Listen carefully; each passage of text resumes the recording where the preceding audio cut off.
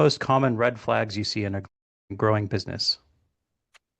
So that kind of piggybacks that one. So back to what Rachel said, the expense analysis every month is challenging in a lot of different ways to a business owner. But one of the red flags I see is never analyzing expenses. So as somebody is trying to grow, we try to do like a quarterly just to make sure that we're not exponentially growing software services, things that are maybe not getting used as that business owner's trying to grow. So that's one.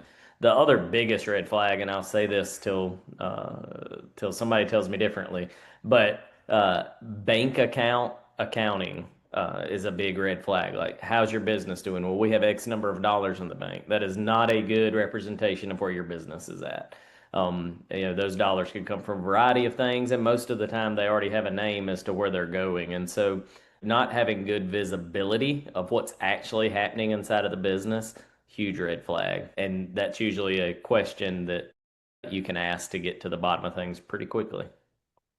Yeah, when I think about when I'm looking at even fully accountable as our business, and when I'm working with clients, I'm always looking at two things. Do you know how you're growing your revenue, and do you know if it's profitable? And if you can only answer the question, yes, my revenue is growing, but I don't know how and at what cost, then that's a big red flag. The second one I always call is shining coin syndrome. Having to be in all platforms, all channels, because that's what everybody else is doing. Yeah. That doesn't mean that it's working for everybody else. It just means that's what they're doing. And so that can be a big red flag because you can quickly lose a lot of money by investing in platforms and strategies that you're just doing because somebody else in your space is doing without either being fully vetted or knowing what the return on that channel is.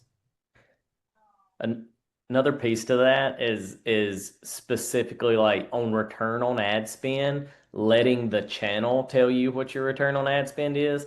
So I have a client who has like 1 million+ Instagram followers, and all of their following is based off of the product that they sell.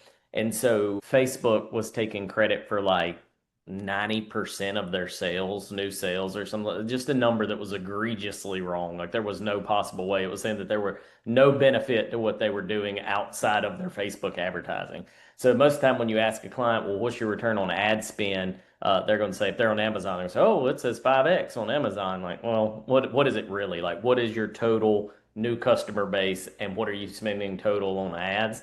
I think that not having visibility on those is a huge problem.